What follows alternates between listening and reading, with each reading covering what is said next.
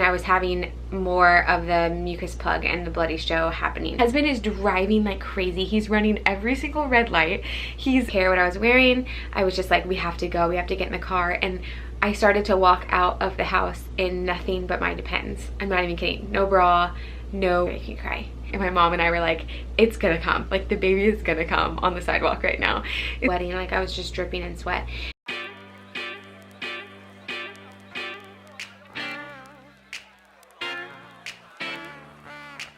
I can be on your brain, on your mind. Baby. Ooh. Hi, my health enthusiasts. If you guys are new to my channel, welcome. My name is Ivy, and I'm so glad that you're here. Hi. One, whoa.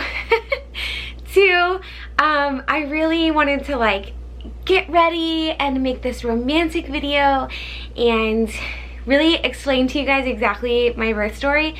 And so many of you were messaging me. First of all, I love you all. If you don't follow me on Instagram, it's ivycarnegie, and I just want to say thank you to all of you. It's literally going to bring tears to my eyes. We're a little emotional over here.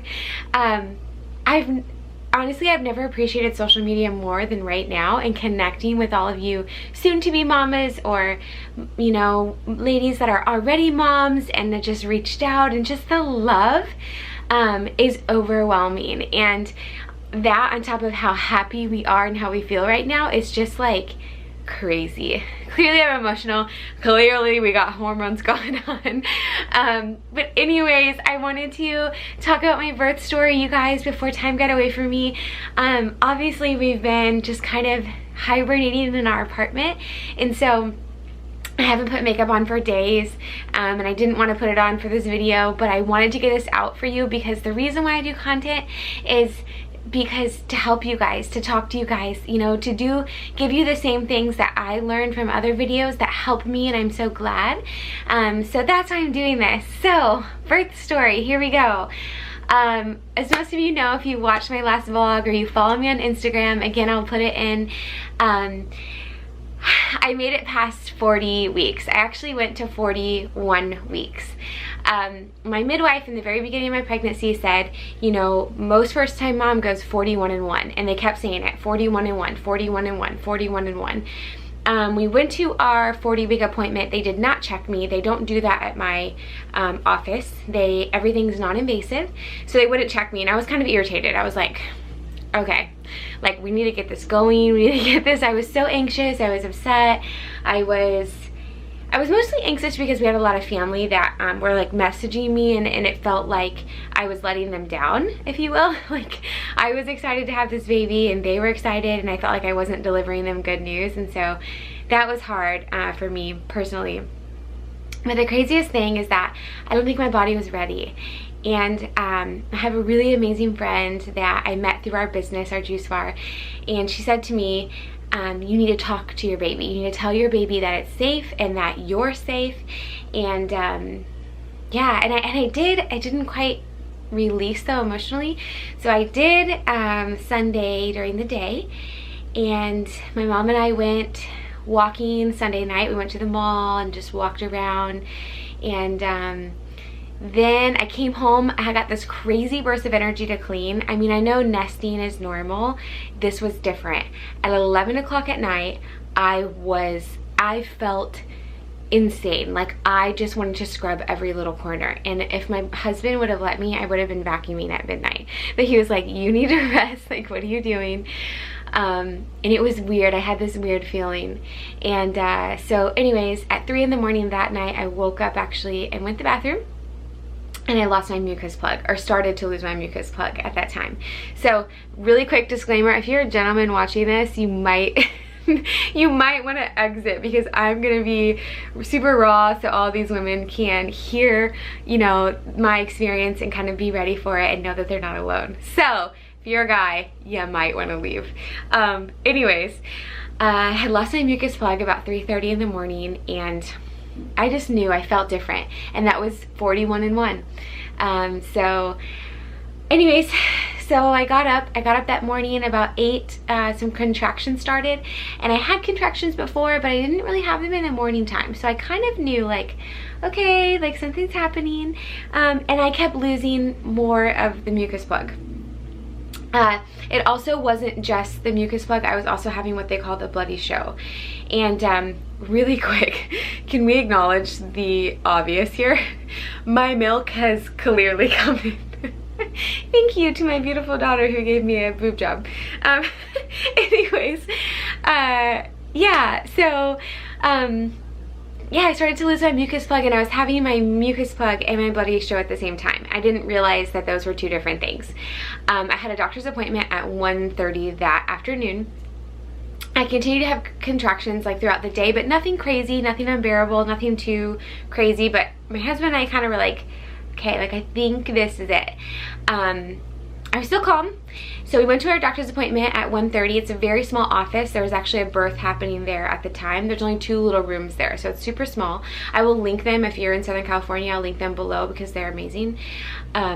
We went there, they laid down. Now when you go over, they have to start monitoring the fluids in the belly, and you have to go on the heart monitor to make sure baby's doing okay. I got there, they hooked me up to the monitor, they laid me down on the bed, and they were just like, we're just gonna monitor you for half hour. She comes back in and she says, your contractions are off the charts and they are systematic. And she was like, are you okay? And I said, yeah, I'm in pain, but it's nothing too unbearable. She's like, I'm pretty sure you're in labor. So she went to get the midwife, comes back. Midwife was in the middle of another labor, and she said, you know, you're in labor, go home, rest at your own house because you're gonna get more rest there than you are here. Get your bags, get everything that you need to get, and come back. And you know, this other labor will be done, and then that way you can take a bath at home and get a nap at home and get some real sleep. So we left. We came home, we went and got food. I was kind of like, I need to eat, but I don't want to eat that much. So I ate like a half a watermelon, not even joking you. I ate some dates, I had some rice, and I laid down. So I laid down until about like 5, and then we went back to the birthing center. We go back, they checked me at this point, they checked my dilation. I was dilated to a 3. I was in a lot of pain. And the midwife said, go home. You can either go home or we can try to strip your membranes and progress here. But it could be a long time, it could be fast. We don't know, but I will tell you, you're going to be more comfortable at home. Justin and I know that we wanted to do it as much at home as that possible. So we said, okay, we're going home. I'm gonna try to sleep for a few hours and we'll see how things progress. And so everyone left. Birthing center closed, we went home, the doulas went home, and Justin and I came home and told my mom, you know, Mom, we're coming home, like don't be alarmed, nothing's wrong, we just want to be at home right now until I really feel like it's actually time. We get home, I take a nap, and then about 9 o'clock, the bad contractions really started happening. I got a little bit of a nap, it was like that halfway sleep, and the serious contractions started. And every time I would have a really deep contraction, I was having more of the mucus plug and the bloody show happening every time. And it was so hard, it was crazy. Then about 9 o'clock, I would say, I had bought a bag of Depends for the house, if any of you saw my video or my post yesterday, whenever you guys will wind up watching this. And so I put those on because I kept having that, and obviously I was laying in my bed, so put those on, and my husband was just trying to console me and just rub my back and stuff. There's not much he can do, right? I was trying to breathe through them. I kept saying to my baby, down and open, and I kept trying to remember that the baby wasn't hurting me, that I was just going into labor, that I was about to bring this baby into the world. It's seriously gonna make you cry. And so I just kept trying to remind myself of that like it's not pain, the baby's not hurting me, it's coming. I'm gonna meet this little person. And so anyways, so then about 10 they got really bad. I'm talking, I couldn't breathe, I couldn't stand. They were just really, really, really bad. And I was screaming, my poor neighbors. I was screaming, and we were here at the house. We called the midwife. At this point, we had called the midwife about 3 different times, and she listened to me on speakerphone. And she knew our plan. She knew where our hearts were, and she knew that him and I wanted to do this alone as much as possible and get through the hard stuff together and completely alone that we could. Then about 10:30, my husband calls the midwife and it was like, excuse me, we haven't slept much. My husband calls the midwife and says, you know, she can't handle anymore. And at that point I was like, I didn't care what I was wearing. I was just like, we have to go, we have to get in the car. And I started to walk out of the house in nothing but my Depends. I'm not even kidding. No bra, no robe, no nothing. And my husband was like, babe, you have to put clothes on. And I was in so much pain, I did not care. And that's when I knew I was in serious labor. Excuse me. So my mom helps us out to the car, helps us take our bags out to the car, and I was in so much pain at this point. I was screaming, you guys. I could barely walk to the car. My husband had pulled the car up in like the alley where we live, and I was screaming. And the second I got in the car, I had this deep gut feeling, almost like when you have food poisoning, or when you're really, really sick and you just have that deep urge to purge, and like all your abs tighten and you just like that's all I can say. Yeah, the baby was coming. So we're in the car, and I had to stand up almost, like I couldn't sit down because I was in so much pain. And at that moment, my mom was not supposed to be with us. She was not supposed to be at the birth, but I was so scared that I just yanked her arm. She didn't even have shoes on, I don't even think, or I don't remember. Like no bra, nothing, didn't have her phone, didn't have her purse, nothing. I just grabbed her arm and I was like, get in here, like do not leave. And my husband, you know, he's great, but he's driving, right? And he's this wonderful coach, but he's driving, and so he couldn't help me. And so my mom's like holding on to my arms like back here from the back seat. I'm like standing up in the seat, if that even makes sense. And I'm just like refusing the urge to push this baby out. And I'm like standing, and about every minute or so I was having another contraction. Every contraction I felt like I needed to push this baby. And you know, I've never done labor before, so I didn't know, like I just knew that's how my body was feeling. So my husband is driving like crazy. He's running every single red light. He's at 110, which I didn't even know this until afterwards. Him and my mom told me. My mom's holding my arms and just like trying to remind me to breathe, and I'm screaming. So much for this calm, peaceful labor. I'm literally screaming, and partially because I was scared that the baby was going to come in the car. We get to the birthing center. My husband lets us out at the front. Now, mind you, this is in Long Beach, which is a city, and we're on this main road, and I'm just like boobs out. I do have a robe on at this point and my Depends, and I don't care. I can hardly walk. My mom and I are walking down the sidewalk going up to the door. We actually beat the midwife there because my husband was driving crazy, and we beat the midwife there, so it wasn't even unlocked yet. So he's like, my mom's banging on the door. I thought she was gonna break the glass, and I'm screaming. I'm literally in mid-labor standing on the sidewalk, and my mom and I were like, it's gonna come, like the baby is gonna come on the sidewalk right now.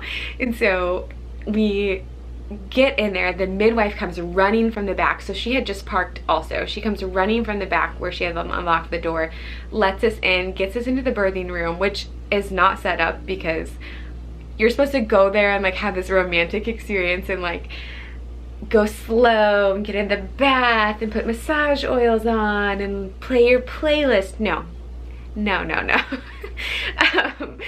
So we get there. I literally, the second we get in the room, I lay flat on the bed and legs spread. I'm a very like prude person, okay? Or like conservative, would you say? Yeah, that's just not me at all. Like I was a virgin when I got married, like I've been with my husband, like for me to just be like, fix this, legs wide open was, yeah, you could tell I was in so much pain. So I lay back, so much pain, and she checks me and she's like, you're at a 10, you need to push. She calls the other midwife. First of all, this is an intern, by the way. This isn't even a midwife. She calls the main midwife who wasn't there yet and was like, yeah, we're having a baby in a few minutes. And so we didn't even get a chance to fill the tub. they did not fill the birthing tub. We didn't even get a chance to get like the proper sheets and stuff on the bed that I was on. So we were just on top of the comforter, and they just kept putting like these pads under me because I was pushing. I was in the middle of labor and there was nothing we could do. So that's how it started. So I laid down and we literally just started pushing through the contractions. And my husband, bless him, he got really upset, I guess, and I obviously didn't see this because I was in the other room, but he like lost it. He started crying and he left the room and he was like, she's in so much pain. This is coming from my mother and him, obviously. I found out later. And he's like, you know, it's so hard to see her in that much pain. And which is just like, to me, I wasn't in pain. I was going through this experience, but he can't see that. I can feel the reason of what I'm doing. He can't feel that. All he does is see me in so much pain. So that was hard, but we got situated. He's like up behind me with his hands behind me and just like literally barreling down. Like every contraction he's pushing like with me, and I'm holding onto his arms and he's just pushing with me. And I really felt, if this makes sense, I felt like he was the head, if that makes sense. Like he was the head of this whole situation and like leading us. And that was like so special to me, and I can't imagine it any other way. So it's really hard for me to like explain it, but he was so calm and so collected and just helping me breathe through every contraction. He wasn't getting nervous. He wasn't nothing. To be fair, I was not one of those women who was like yelling at him or anything like that. But yeah, also the room was, is that still going? Okay. The room was hot, but it was important because the baby needed the room to be warm when the baby came out, and my muscles needed the room to be warm. So that was really, really important. But my mom at this time is standing off to the side, and she came over and like rubbed my head and stuff when it was necessary, or like when she felt like maybe, I don't know, I needed it. But Justin and I were very, like, it was very important to us that we got to experience this between him and I together. And so she was super great, and I'm sure that was hard for her as a mom, but she just, and I love my mom, we have a wonderful relationship, but it was really important that to us that we had like that time and that bonding experience. So anyways, Justin is up here and he's pushing and he's helping me breathe.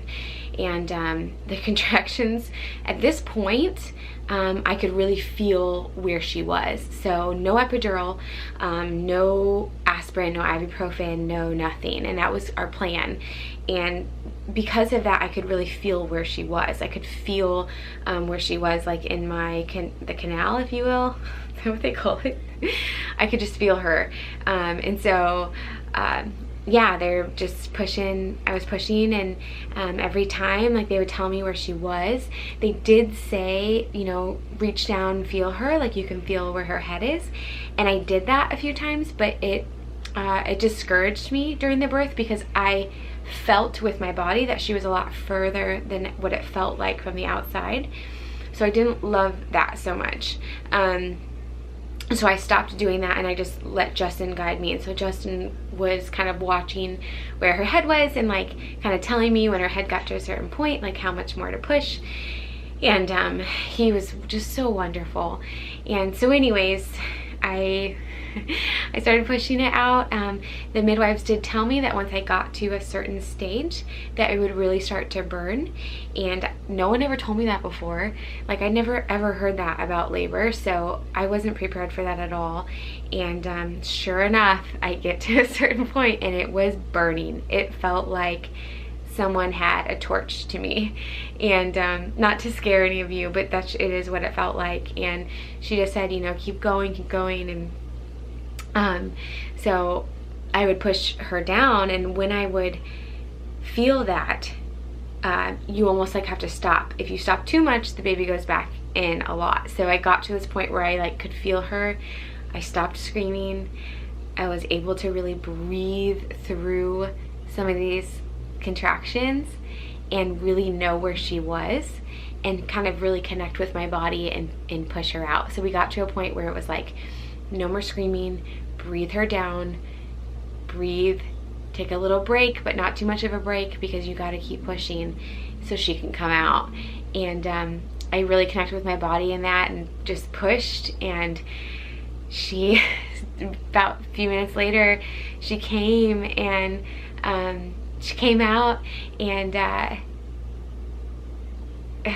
sorry, she came out, and it was just amazing. It was so incredible. Obviously there was a sigh of relief. They immediately put her up on my chest. They put blankets on our bodies. They didn't wipe her down. They didn't mess with her nose. They didn't mess with her mouth. They didn't do anything. They literally just handed her plop right on my stomach, and we moved her up, obviously, and they put warm blankets on her, and they changed those out about every 10 minutes. She sat on my chest for about 45 minutes before anything, before they said we need to do this or we need to do that or we need your focus. Nothing. They left the room. They gave us our time, and it was so wonderful. And Jess and I just stared at her.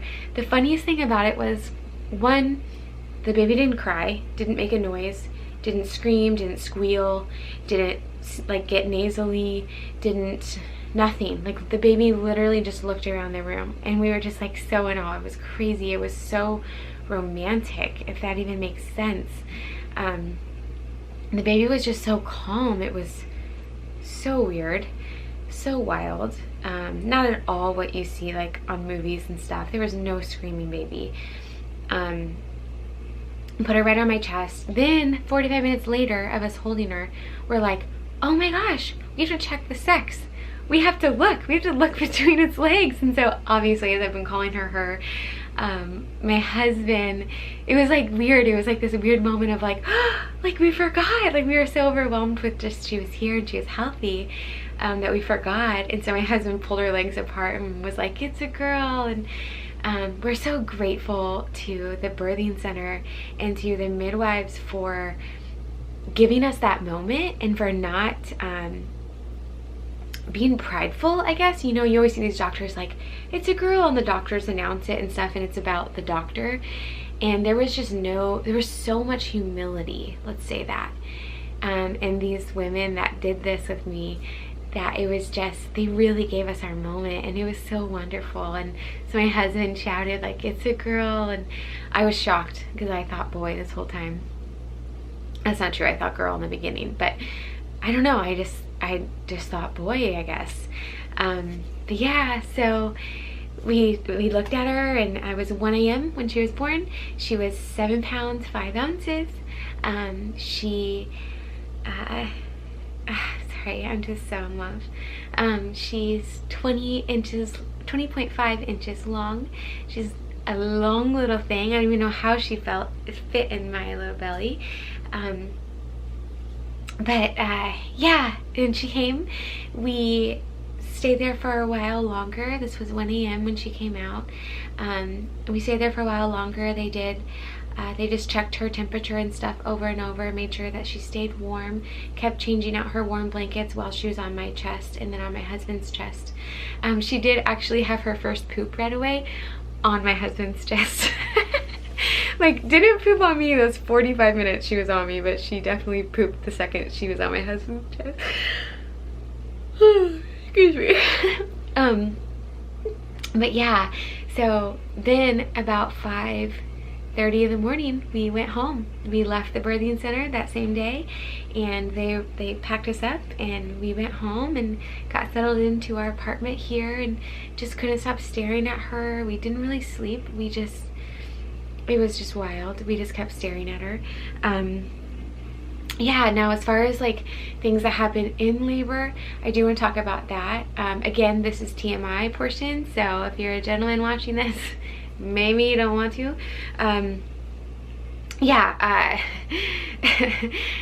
My water breaking. So when we got there and I laid down on the bed and I was dilated to a 10 already, my water had not broken yet. So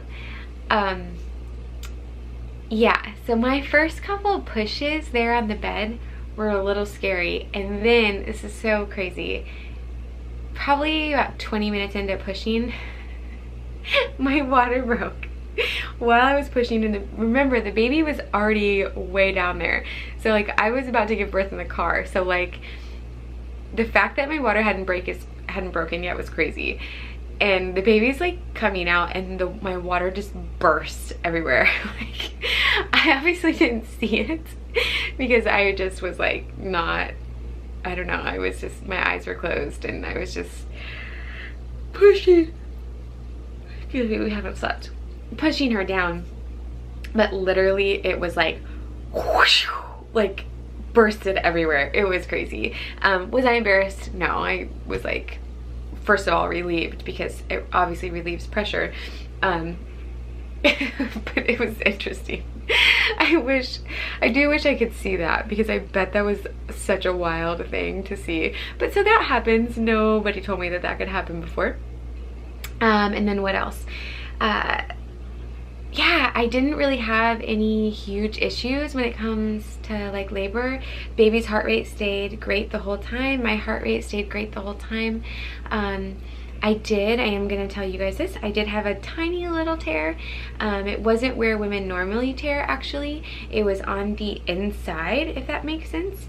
And it was really, really small, and so they put a couple stitches in, and other than that, like, I've had to force myself to sit down. I've had to force myself to not move and not do stuff. And of course, do I want to tell you guys that part of it? No. But I feel like women are watching this and you guys are curious and going through this, and so I just want to be super transparent with you, and I want you to feel like I'm your friend and we're having a conversation and not this super disconnect of reality to social media world. So yeah, so that's honestly what happened. And they did like a couple little stitches and that's it. I mean, they said that it would hurt afterwards and that it would be hard to pee afterwards. I have peed a lot. I've been drinking a ton of fluid, so it hasn't really hurt to pee. It did that first time, of course, but that was really it. Also, the day of labor, I wasn't hungry. I didn't have a ton of appetite. The night before I did, but the day of labor, I like did not have an appetite. So I think that really helped the pressure and everything down there. I also didn't puke. I know a lot of women puke. I didn't puke. So I'm super thankful for that. And yeah, it was really great. Also, a lot of people ask, and I know I was really curious about your first bowel movement after labor. I was scared to death. Scared to death. But I did have it yesterday, so 4 days after birth, and it was fine. To be fair, since labor and since giving birth and leading up to birth, I was eating so much watermelon, so many dates, so many bananas. Like, I was probably having 4 bananas a day, and then after birth I was having about 4 bananas a day between smoothies and just eating them. Like, I was eating them while I was breastfeeding her, just to make sure that I was, one, getting the potassium that I needed, keeping my body healthy, keeping my GI tract clean and moving, and that really, really helped. I've gone like 3 times since then and it really wasn't that bad, and I was so scared about it. So if that's you, just make sure you're eating right before labor, and then make sure you're eating right after labor. I know a lot of people are tired, right? And it's easy to reach for the cookies and the cake, and people probably bring you things, but you're gonna feel so much better, and your healing's gonna be a lot better if you eat right and have those foods at your house. Like, you can always have bananas, and you know, you can freeze them. I've been making smoothies, I've been eating them by themselves. I mean, so many bananas, because I knew I needed it. It was easy to digest, and it was going to be better for when I was going to the bathroom. So yeah, that's it, you guys. We are just so in love. I hope I can upload this because it's going to be a long video, and I don't normally do super long videos, but we're just so in love. I've never been so happy in my whole life. Like, I thought our business in the juice bar made me happy, and it did, but this is so different. Like, it's so good. And so if you guys are watching this and you're about to go through it, it's so good. It is so good. Take these last few moments. If you're late, or maybe you're in 37 weeks or 38 weeks, just enjoy it and take care of your body so that you're ready for labor, so you can have a good, healthy labor and recover faster, right? Your new baby's gonna need a healthy, happy mom, and your husband is going to need a happy, healthy mom for his child. So do whatever you can to take care of yourself so you can give that to them. And that was really important to me. I wanted to have energy to be a good wife and a new mom. And so eating well wasn't just about fitness and, you know, health. It was about, I want the energy to do these things and do them well. And I'm so glad I did that. Like, it was such a gift I gave to myself. So anyways, thanks for watching my birth story, you guys. Thank you for watching. Thank you for loving me exhausted. I really wanted to get this video out to you. I know a lot of you guys are waiting. A lot of you have messaged me on Instagram saying you're 36 weeks, 39 weeks, 40 weeks, and you want to hear my story. So this is for you. You're not alone. You can totally do it. Trust your body. Don't do any of those crazy things to induce labor. You know, obviously have sex with your husband, go on long walks, eat pineapple, do those things, but don't do the crazy things. You want to have a good labor. You don't want to, I'm so glad I didn't try the castor oil or anything like that. That would have made my labor hard. And I'm so glad that I was in the hands of a doctor who wasn't just going to induce me, that said 41 and 1. Like 41 and 1, and sure enough, 41 and 1, I went into labor. So if that's you, hang in there, take care of your body, clean the house, enjoy your time, because it's coming and it's going to be so good. So thanks for watching, you guys. I hope you have a good day. If you haven't already, please subscribe. If you like this kind of video, give it a thumbs up, and I will keep doing mommy videos for you and health and fitness videos for you. And yeah, thanks for watching, you guys. Bye.